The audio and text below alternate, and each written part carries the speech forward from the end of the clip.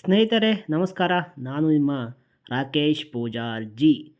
ನನ್ನ ಹೊಸ ಚಾನಲ್ ಐತಿಹಾಸಿಕ ದರ್ಶನಕ್ಕೆ ನಿಮ್ಮೆಲ್ಲರಿಗೂ ಸ್ವಾಗತ, ಸುಸ್ವಾಗತ. ಹಾಗೆ ಸಬ್ಸ್ಕ್ರೈಬ್ ಮಾಡ್ಕೊಳ್ಳಿ, ಬೆಲ್ ಬಟನ್ ಕ್ಲಿಕ್ ಮಾಡಿ ಮತ್ತು ಲೈಕ್ ಮತ್ತು ಕಮೆಂಟ್ ಮಾಡಿ. ಬನ್ನಿ ವಿಡಿಯೋ ಶುರು ಮಾಡೋಣ.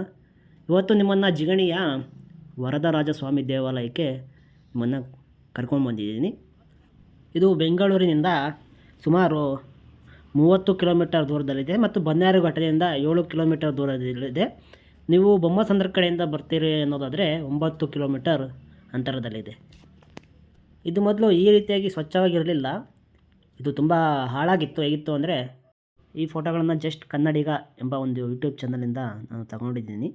ನನಗೆ ಬೇರೆಡೆ ಎಲ್ಲೂ ಫೋಟೋಗಳು ಸಿಗಲಿಲ್ಲ. ಆದ್ದರಿಂದ ಇದನ್ನು ಜಸ್ಟ್ ಕನ್ನಡಿಗ ಎಂಬ ಯೂಟ್ಯೂಬ್ ಚಾನಲಿಂದ ತಗೊಂಡಿದ್ದೀನಿ. ಅವರಿಗೆ ನನ್ನ ಧನ್ಯವಾದಗಳನ್ನು ತಿಳಿಸ್ತಾ ಇದ್ದೀನಿ. ಅವರು ಕೂಡ ಇದ್ರ ಬಗ್ಗೆ ಮಾಡಿದ್ದಾರೆ. ಅವರ ವಿಡಿಯೋನ ನೀವು ಹೋಗಿ ನೋಡ್ಬೋದು. ಧನ್ಯವಾದಗಳು. ನೋಡಿದ್ರಲ್ಲ ಹೇಗಿತ್ತು ಅಂತ.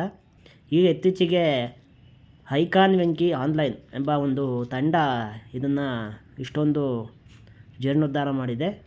ಮರಗಳನ್ನೆಲ್ಲ ಕಡಿದು ಹಿಂದೆ ಪೊದೆಗಿದೆ ಎಲ್ಲ ತೆಗೆದು ತುಂಬ ನೋಡೋಕ್ಕೆ ಒಂದು ಅತ್ಯುತ್ತಮವಾದ ಜಾಗ ಅನ್ನೋ ಥರ ಮಾಡಿದ್ದಾರೆ. ಅಂಥ ತಂಡಗಳಿಗೆ ನಿಮ್ಮ ಬೆಂಬಲ ಸದಾ ಇರಲಿ. ಈ ದೇವಾಲಯದ ಒಂದು ಇತಿಹಾಸ ನೋಡಲಿಕ್ಕೆ ಹೋದರೆ ಇಲ್ಲಿ ಒಂದು ಶಾಸನ ಇದೆ. ಅದನ್ನು ಆಮೇಲೆ ನಿಮಗೆ ತೋರಿಸ್ತೇನೆ.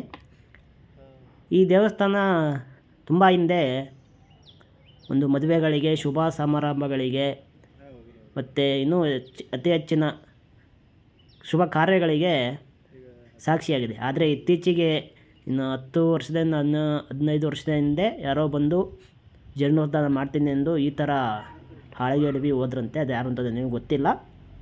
ಅಲ್ಲಿನ ಸ್ಥಳೀಯರು ಹೇಳಿದ್ದು. ನೋಡಿ ಎಷ್ಟು ಇತ್ತೀಚೆಗೆ ಆ ಒಂದು ತಂಡ ಮಾಡಿರೋವಂಥ ಒಂದು ಕಾರ್ಯ ನಮ್ಮಂಥವರಿಗೆ ಈ ಒಂದು ಸ್ಥಳವನ್ನು ನೋಡ್ತಕ್ಕಂಥ ಒಂದು ಸದಾವಕಾಶ ಸಿಕ್ಕಿದೆ.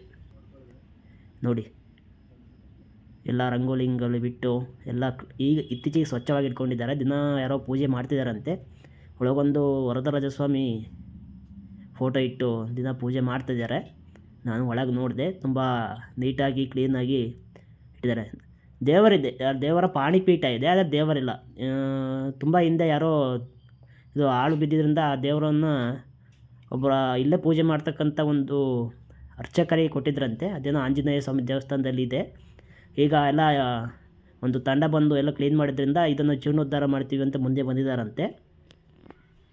ಅವರಿಗೆ ದೇವರು ಬೇಗ ಈ ಒಂದು ಸ್ಥಳನ ಜೀರ್ಣೋದ್ಧಾರ ಮಾಡಿ ಮತ್ತೆ ಇದಕ್ಕೆ ಒಂದು ಪ್ರಾಣ ಪ್ರತಿಷ್ಠಾಪನೆ ಮಾಡಿ ಆ ದೇವರಿಗೆ ಮತ್ತೆ ಕಾರ್ಯಕ್ರಮಗಳು ನಡೆಯೋ ಮಾಡಿದರೆ ತುಂಬ ಸಂತೋಷ ಆಗುತ್ತೆ. ನಾನು 8 ವರ್ಷದಿಂದ 9 ವರ್ಷದಿಂದ ಈ ಜಿಗಣಿ ಪ್ರದೇಶದಲ್ಲಿದ್ದೀನಿ. ಆದರೆ ನನಗೆ ಗೊತ್ತಿರಲಿಲ್ಲ ಈ ವರದರಾಜಸ್ವಾಮಿ ದೇವಾಲಯ ಇದೆ ಅನ್ನೋದು. ಇತ್ತೀಚೆಗೆ ನಾನು ಒಂದು ಆನ್ಲೈನಲ್ಲಿ ನೋಡಿದ್ದ ಇದ್ರಾಗ MK ಪಯಣಿಗ ಅನ್ನೋ ಒಂದು ಆನ್ಲೈನಲ್ಲಿ ಒಂದು ಯೂಟ್ಯೂಬಲ್ಲಿ ನೋಡಿದ್ರಿಂದ ನಾನು ಈ ಸ್ಥಳಕ್ಕೆ ಬರಬೇಕು ಅಂತ ನೋಡಿದೆ. ಬಟ್ ನಾ ಬರೋಕ್ಕಿಂತ ಒಂದು ವಾರ ಮುಂಚೆ ವೆಂಕಿ ಐಕಾನ್ ಆನ್ಲೈನ್ ಅನ್ನೋ ಒಂದು ತಂಡ ತುಂಬ ಸ್ವಚ್ಛತಾ ಕಾರ್ಯ ಮಾಡಿದ್ದಾರೆ. ಅವರಿಗೆ ನನ್ನ ಅನಂತ ಕೋಟಿ ಧನ್ಯವಾದಗಳು. ಮತ್ತು ಇದರಿಂದ ಹಿಂದೆ ತುಂಬ ಯೂಟ್ಯೂಬರ್ಸು ಇದ್ರ ಬಗ್ಗೆ ಬೆಳಕು ಚೆಲ್ಲಿದ್ದಾರೆ. ಅವರಿಗೂ ಒಂದು ಅನಂತ ಧನ್ಯವಾದಗಳು ಹೇಳೋಣ. ನೋಡಿ ಎಷ್ಟು ಚೆನ್ನಾಗಿ ಕೆತ್ತನೆಗಳನ್ನು, ಗುಡಿ ಚಿಕ್ಕದಾದರೂ ಕೆತ್ತನೆಗಳು ಮತ್ತು ವಾಸ್ತುಶಿಲ್ಪ ತುಂಬ ಚೆನ್ನಾಗಿದೆ. ನಿಮಗೆ ಇದರ ಇತಿಹಾಸನ ನಂತರ ಹೇಳ್ತೇನೆ. ಒಂದು ಶಾಸನ ಇರುತ್ತೆ, ಅದನ್ನು ತೋರಿಸಿ ಅದರಲ್ಲಿ ಇತಿಹಾಸ ಹೇಳ್ತೇನೆ. ನೋಡಿ ಇತ್ತೀಚೆಗೆ ತುಂಬ ನೀಟಾಗಿ ಇದಾಗಿ ಇಟ್ಟಿದ್ದಾರೆ. ಮೇಲೆ 2 ಮರಗಳಿದ್ವು, ಅದನ್ನೆಲ್ಲ ಕಡಿದಿದ್ದಾರೆ. ಮರಗಳನ್ನು ಕಡಿಬೇಡಿ ಅಂತಾರೆ. ಬಟ್ ಇಂಥ ಸ್ಥಳದ ಮೇಲೆ ಮರಗಳು ಹುಟ್ಟಿ ಸ್ವಲ್ಪ ಹಾಳಾಗ್ತದೆ. ಆದರೆ ಅವು ಕಡ್ದಿರೋದು ತುಂಬ ಗ್ರೇಟ್ ಆಗಿ. ಎಂಥ ಮರಗಳು ಅಂದರೆ ನಾವು ಬೀಳಿಸೋಕ್ಕೆ ಹಾಕ್ದಾರೆ ಅಂಥ ಮರಗಳೇ ಅಲ್ಲಿ ಇದ್ದಿದ್ದು. ನೋಡಿ ಹಿಂದೆ ಮುಂದೆ ಒಂಥರ ಕಲ್ಲನ್ನು ನೀಟಾಗಿ ಜೋಡಿಸಿ ಇಟ್ಟಿದ್ದಾರೆ. ಮರಗಳು ಮತ್ತು ಪೊದೆಗಳು ಬೆಳೆದಿದ್ದರಿಂದ ಸ್ವಲ್ಪ ಅಲ್ಲೇ ಬಿರುಕು ಬಿಟ್ಟಿದೆ. ನೋಡಿ ಅಲ್ಲಿ ಗೊಂಬೆಗಳು, ಮೇಲೆಲ್ಲ ಪ್ರಾಣಿಗಳ ಚಿತ್ರಗಳು ಇವೆ. ಬನ್ನಿ ಈಗ ಈ ಶಾಸನದ ಕಡೆ ಹೋಗೋಣ. ಇದೇ ನೋಡಿ ಶಾಸನ. ಇದು ತಮಿಳಿನಲ್ಲಿದೆ, ಅಂದರೆ ತಮಿಳು ಲಿಪಿಯಲ್ಲಿದೆ.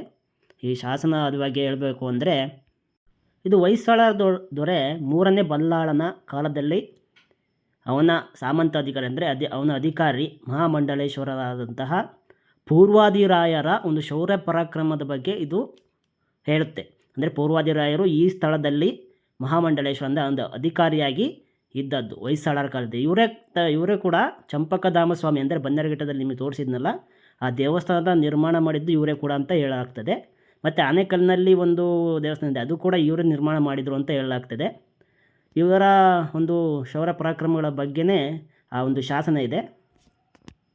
ಇದು ಸರಿಸುಮಾರು 700 ವರ್ಷಗಳ ಹಿಂದೆ ಅಂದರೆ ಸುಮಾರು 1307 CE ಆ ಕಾಲದಲ್ಲಿ ಇದು ನಿರ್ಮಾಣ ಆಗಿದೆ ಅಂತ ಹೇಳಲಾಗ್ತದೆ. ಅವರ ಕಾಲದಲ್ಲಿ ಈ ವರದರಾಜಸ್ವಾಮಿ ದೇವಾಲಯ ಸ್ಥಾಪನೆ ಆದದ್ದು ಅಂತ ಸ್ಥಳೀಯರು ಹೇಳ್ತಾರೆ ಮತ್ತು ಇತಿಹಾಸನೂ ಅದೇ ಹೇಳುತ್ತೆ. ಮತ್ತು ನಾನು ಗೂಗಲಲ್ಲೆಲ್ಲ ಸರ್ಚ್ ಮಾಡಿದಾಗ ನನಗೆ ಸಿಕ್ಕಂತಹ ಮಾಹಿತಿನ ಇದರಲ್ಲಿ ಹಂಚ್ಕೊಳ್ತಾ ಇದ್ದೇನೆ. ಈ ಸ್ಥಳವನ್ನು ಮುಂದೆ ಆಗಿನ ಜಿಗಣಿ, ಈ ಜಿಗಣಿ ಅಂತ ಇದೆ, ಆಗ ಇದನ್ನು ಪರಗಳನಿ ಅಂದರೆ ಹಾರಗದ್ದೆ, ಜಿಗಣಿ, ಈ ಸುತ್ತಮುತ್ತ ಸ್ಥಳಗಳನ್ನು ಪರಗಳನಿ ಎಂದು ಕರೆಯುತ್ತಾರೆ ಅಂತ ಒಂದು ಇತಿಹಾಸ ಹೇಳ್ತದೆ. ಮತ್ತು ಆರಗದ್ದೆ ಚೆನ್ನಕೇಶ್ವರ ಸ್ವಾಮಿಯ ದೇವಾಲಯವು ಕೂಡ ಇವರ ಕಾಲದಲ್ಲೇ ಜೀರ್ಣೋದ್ಧಾರ ಆಯಿತು ಅಂತ ಹೇಳಲಾಗ್ತದೆ. ಅದು ಇತ್ತೀಚೆಗೆ ತುಂಬ ಚೆನ್ನಾಗಿ ಅದನ್ನು ಕೂಡ ಮಾಡಿದ್ದಾರೆ. ಅವರಿಗೂ ಕೂಡ ಧನ್ಯವಾದಗಳನ್ನು ಹೇಳೋಣ. ಇಂಥ ಸ್ಥಳಗಳನ್ನು ನಾವು ನೋಡ್ತಾ ಇದ್ದರೆ ಉಳಿಸ್ಕೋಬೇಕು, ನಮ್ಮ ಮುಂದಿನ ಪೀಳಿಗೆ ಕೊಡಬೇಕು ಅನ್ನೋದು ನಮ್ಮ ಒಂದು ಧ್ಯೇಯ ಆಗಿರಬೇಕು. ಯಾರೋ ಬಂದರು, ಕೆಡವಿದ್ರು, ಕೆಲಸ ಮಾಡ್ತೀನಿ ಅಂದರು, ಕೆಡವಿದ್ರು, ಹೋದರು ಅನ್ನೋದೆಲ್ಲ ಬೇರೆ ಬೇರೆ ಬಿಡಿ, ಅದೆಲ್ಲ ಬೇರೆ ಬೇರೆ ಕಾರಣ, ಅದೆಲ್ಲ ನಮಗೆ ಬೇಕಾಗಿಲ್ಲ. ಅಂತ ಇಂಥ ಸ್ಥಳಗಳನ್ನು ನಾವು ಉಳಿಸ್ಕೊಳ್ಬೇಕು, ಮುಂದಿನ ಪೀಳಿಗೆಗೆ ತೋರಿಸ್ಬೇಕು. ನೋಡಿ, ಇಲ್ಲಿ ಪಾಣಿಪೀಠ ಇದೆ, ಆದರೆ ದೇವರಿಲ್ಲ. ಎರಡು ಕಡೆ ಒಂದು ಫಿಕ್ಸ್ ಮಾಡೋಕ್ಕೆ ಇದಿರುತ್ತಲ್ಲ, ಇಂಜನ್ ಥರ, ಅದು ಕಾಣಿಸುತ್ತೆ ನೋಡಿ. ಪಾಣಿಪೀಠ ಇದೆ ಅಂದರೆ ದೇವರಿತ್ತು ಅಂದರೆ ಇನ್ನೂ ಇದೆ. ಆಂಜನೇಯ ಸ್ವಾಮಿ ದೇವಸ್ಥಾನದಲ್ಲಿ ಇದೆ ಅಂತ ಹೇಳ್ತಾರೆ. ಅದನ್ನ ಮತ್ತೆ ಪ್ರತಿಷ್ಠಾಪನೆ ಮಾಡ್ತೀನಿ ಅಂತ ಹೇಳಿದ್ದಾರೆ ಅಲ್ಲಿನ ಸ್ಥಳೀಯರು. ದೇವಸ್ಥಾನ ಚಿಕ್ಕದಾಗಿದ್ದರೂ ಚೆನ್ನಾಗಿದೆ. ಕಲ್ಲುಗಳನ್ನು ಜೋಡಿಸಿದ ಮೇಲೆ ಗರ್ಭಗುಡಿ, ಗರ್ಭರಂಗ ನೋಡಿ, ಅಲ್ಲಿ ಹೂವಿನ ಒಂದು ಚಿತ್ರ ಕೂಡ ಇದೆ. ದೇವರ ತಲೆಯ ಮೇಲೆ ಇರ್ತಕ್ಕಂಥ ಹೂವಿನ ಚಿತ್ರ ನೋಡಿ. ಅಲ್ಲೊಂದು ಶರಳು ಕೂಡ ಇದೆ. ಮತ್ತು ಈ ಕಡೆ ಒಂದು ಸರಳು ಕೂಡ ಇದೆ. ಅಲ್ಲಿ ಏನೋ ಆಗಿನ ಕಾಲದಲ್ಲಿ ಏನಾದರೂ ಜೋಕಾಲಿ ಅಂಥದ್ದು ಏನಾದರೂ ಆಗ್ತಿದ್ರು, ಇಲ್ಲೋ ಏನಾರು ಸಿಗಾಕೋಕೆ ಅಂದರೆ ನೇತಾಕೋಕೆ ಏನಾರು ಮಾಡಿದ್ರು ಗೊತ್ತಿಲ್ಲ. ಇಲ್ಲೊಂದು ನೋಡಿ, ಇಲ್ಲೊಂದು ಹೊಡೆದಿದ್ದಾರೆ.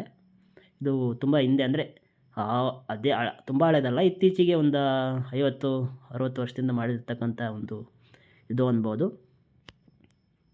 ಮತ್ತು ನಿಮಗೊಂದು ಹೊರಗೊಂದು ಆಟ ತೋರಿಸಿದೆ, ಅದು ಎಷ್ಟು ಚೆನ್ನಾಗಿತ್ತು. ಅದು ಏನು ಆಟ, ಅವಾಗಿನ ಕಾಲದವರು ಇಲ್ಲಿ ಆಟ ಆಡ್ತಿದ್ರೇನು. ಮತ್ತು ಅಲ್ಲೊಂದು ಇಂಜಿದೆ, ಇಲ್ಲಿ ಒಂದು ಇದೆ. ತುಂಬ ಸುವ್ಯವಸ್ಥಿತವಾಗಿ ಇತ್ತೀಚಿನ ದಿನಗಳಲ್ಲಿ ಆ ತಂಡ ಒಂದು ಶ್ರಮಪಟ್ಟು ಇದನ್ನು ನಿರ್ಮಿಸಿ ಇದನ್ನ ಜೀರ್ಣೋದ್ಧಾರ ಮಾಡಿದ್ದಾರೆ. ಅವರಿಗೆ ನಿಜವೂ ನನ್ನ ಧನ್ಯವಾದಗಳು. ನೋಡಿ, ಮೇನ್ ರೋಡಿಂದ ತುಂಬ ದೂರ ಇಲ್ಲ, ಒಂದು ಮಸೀದಿ ಇದೆ. ಆ ಮಸೀದಿಯಿಂದ ಸ್ವಲ್ಪ ಈ ಕಡೆಗೆ ಬಂದರೆ ದೇವಸ್ಥಾನ ನಿಮಗೆ ಕಾಣಿಸುತ್ತೆ, ಒಂದೇ ಇದಕ್ಕೆ ಕಾಣಿಸುತ್ತೆ. ತುಂಬ ದೂರ ಏನಿಲ್ಲ. ಆ ಮೇನ್ ರೋಡಿಂದ ಸ್ವಲ್ಪ ಒಂದು 100 ಮೀಟರ್ ಒಳಗೆ ಇದೆ. ಕಲ್ಲುಗಳನ್ನ ತುಂಬ ನೋಡಲಿಕ್ಕೆ ಆಗ್ತಿದ್ದಿಲ್ಲ, ಅಂಥ ಸ್ಥಳ ಆಗಿತ್ತಿದು. ಅಲ್ಲಿ ದೇವಸ್ಥಾನ ಇತ್ತು ಅನ್ನೋದಕ್ಕೆ ಒಂದು ಯಾವುದೋ ಕುರುಹು ಕೂಡ ಇರಲಿಲ್ಲ, ಆ ಥರ ಆಗಿತ್ತು. ತೋರಿಸಿದ್ನಲ್ಲ, ಇಲ್ಲೊಂದು ಅದು ಬಲಿಪೀಠನೋ ಯಾವುದೋ ಇದೆ, ಅಂದರೆ ದೇವಸ್ಥಾನ ಎದುರುಗಡೆ ಇರೋದು. ಇದು ಯಾರ ಸ್ಥಳ ಅಂತ ನನಗೆ ಗೊತ್ತಿಲ್ಲ. ಮನೆ ಇತ್ತೇನೋ ಬೀಳಿಸಿರಾಗಿದ್ದಾರೆ. ಇಲ್ಲೊಂದು ಗರುಡಗಂಬ ಮತ್ತು ಪಾಣಿಪೀಠ ಇದ್ದಂತಿತ್ತು. ಬನ್ನಿ, ಇಲ್ಲಿ ಯಾರೋ ಹಿರಿಯರಿದ್ದಾರೆ, ಅವ್ರನ್ನ ಮಾತಾಡ್ಸೋಣ. ಎಷ್ಟು ವರ್ಷದಿಂದ ಇದ್ದೀರಿ ನೀವಿಲ್ಲಿ? ಹೌದಾ? ಇಲ್ಲೇನು ದೇವಸ್ಥಾನ ಮೂರ್ತಿನೇ ಇಲ್ಲ? ಮೂರ್ತಿ ಎಲ್ಲ ಕಳವಾಗೈತೆ. ಅಂದರೆ ಯಾವುದೋ ಒಂದು ವಿಡಿಯೋದಲ್ಲಿ ನೀವು ಇಂಟರ್ವ್ಯೂ ಕೊಟ್ಟಿದ್ದೀರಲ್ಲ, ಹೇಳಿದ್ದೀರಾ? ನಾನು ನೋಡಿದ್ದೀನಿ ನಿಮ್ಮನ್ನು. ವೇಣುಗೋಪಾಲ. ಹಾಂ, ಇದು ಯಾವುದು ದೇವಸ್ಥಾನ? ವರದಾಸ್ವಾಮಿ ಅಂತ. ಅಂದರೆ ಯಾವಾಗ ಕಟ್ಟಿದ್ದು? ಅದ್ರಾಗೆ ಅದ್ರ ಶಾಸನ ಇದೆ ತಮಿಳಲ್ಲಿ. ಚೋಳರು ಕಾಲದ್ದು, ಅಂದರೆ 3ನೇ ವೀರಬಲ್ಲಾಳ ಕಾಲದ್ದು. ಅಂದರೆ ನೀವೆಲ್ಲ ಇಲ್ಲಿ ದೇವಸ್ಥಾನದಲ್ಲಿ ಉತ್ಸವ ಅದೆಲ್ಲ ನಡೆಯೋದು ನೋಡಿದ್ದೀರಾ? ಹರ್ಕತೆ ಆಗೋದು, ಮದುವೆಗಳಾಗೋದು, ಸ್ಕೂಲು ಬಿಲ್ಡಿಂಗ್ ಇಲ್ದಿರ ಇಲ್ಲೇ ಕ್ಲಾಸ್ ಮಾಡ್ತಾರೆ. ಅಂದರೆ ಇದು ಹೆಂಗೆ ಹಾಳಾಯಿತು? ಅದು ಯಾರೋ ಒಬ್ಬ ಇದರಲ್ಲಿ ಏನಾದರೂ ಸಿಗ್ತಿದೆ ಅಂದ್ಬಿಟ್ಟು ಕೆಡೋದ, ಏನೂ ಸಿಕ್ಕಲ್ಲ ಅಂತ ಕೈ ಬಿಟ್ಬಿಟ್ಟು. ಅಂದರೆ ಸಿಗುತ್ತೆ ಅಂತ ಕೆಡವಿ ಆಮೇಲೆ ಕೈ ಬಿಟ್ಟಿರೋದು. ಅಂದರೆ ನಿಧಿ ಆಸೆಗೆ ಹೋಗಿ ಇದಾಗಿರೋದು ಎಲ್ಲ ಸರ್ವನಾಶ. ಇದು ಇಲ್ಲಿದೆ ಇದೆಯಲ್ಲ, ಇದು ಅದೇನು? ಇದು ಬೇರೆಯವ್ರ ಜಮೀನು ಅಂದರೆ ಅದು ಮನೆನಾ? ಅಂದರೆ ಇದಕ್ಕೆ ಸೇರಿದ್ದೆ ಅದು. ಅಂದರೆ ಆಪೋಸಿಟ್ ದೇವರಿಗೆ ಇದ್ದಿದ್ದು ಅದು ಗರುಡ ಕಂಬ ಎಲ್ಲ ಇತ್ತು. ಹಾಂ, ಬಲಿಪೀಠ, ಗರುಡ ಕಂಬ, ಅಂದರೆ ಅದನ್ನೂ ನಾಶ ಮಾಡಿದ್ದಾರೆ. ಅಲ್ಲೂ ಐತೆ ನೋಡಿ, ಬನ್ನಿ ಇಲ್ಲಿ. ಹಾಂ, ಬಲಿಪೀಠ ಅಲ್ಲಿ ನೋಡಿದ್ವಲ್ಲ. ಇದೈತಲ್ಲ, ಇದು ಭಿನ್ನ ಆಗೈತೆ. ಅಂದರೆ ಅದರದ್ದು ಗರುಡ ಕಂಬ ಭಿನ್ನ ಆಗಿದೆ. ಇಲ್ಲಿ ಗರುಡ ಕಂಬ ಇತ್ತು. ಅದೇ ದೇವಸ್ಥಾನಕ್ಕೆ ಅಂದರೆ ಇದು ದೇವಸ್ಥಾನಕ್ಕೆ ಸೇರಿದ್ದೆ, ಬಟ್ ಹಾಳಾಗಿದೆ.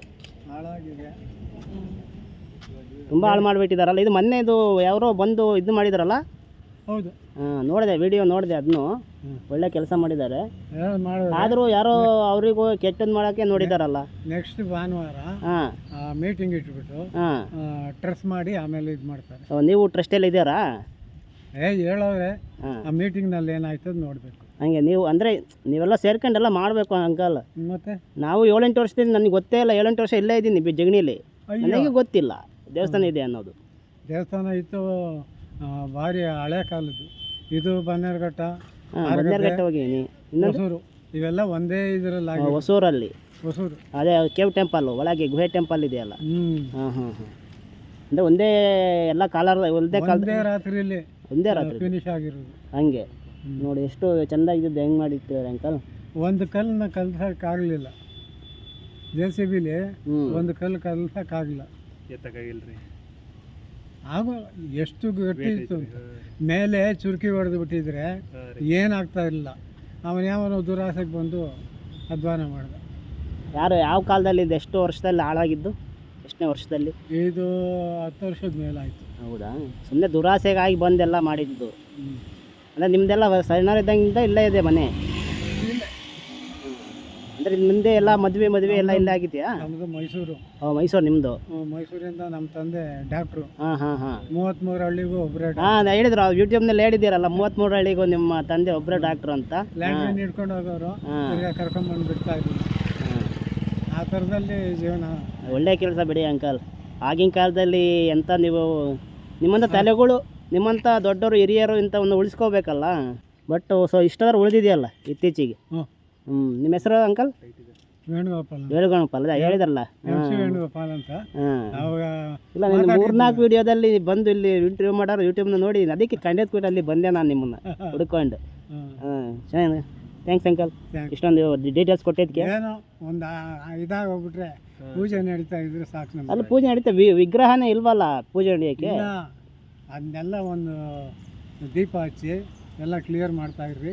ನಾವು ಬಂದು ನೆಕ್ಸ್ಟ್ ಅಂದರೆ ಬಲಿಪೀಠ ಅಷ್ಟೇ ಇದೆ, ವಿಗ್ರಹ ಅಲ್ಲಿ ಸ್ಥಾಪನೆ. ವಿಗ್ರಹ ಬನ್ನೇರುಘಟ್ಟಕ್ಕೆ ಕಳಿಸ್ಬಿಟ್ಟಿದ್ವಿ, ಆಂಜನೇಯ ದೇವಸ್ಥಾನದಲ್ಲಿ. ಅವರೇ ಅರ್ಚಕರು ಇಲ್ಲಿ ಮಾಡ್ತಾ ಇದ್ವಿ. ಹೌದಾ? ಈಗ ಅದು ವಿಗ್ರಹ ಅಲ್ಲಿದೆ, ಅವ್ರ ಹತ್ರ ಐತೆ. ಆಂಜನೇಯ ಸ್ವಾಮಿ ದೇವಸ್ಥಾನದಲ್ಲಿ ಇದೆ ಈಗ. ಕರಿಕಲ್ಲು. ಯಾವ್ದು? ವರದರಾಜ ಸ್ವಾಮಿ ದೇವಸ್ಥಾನ.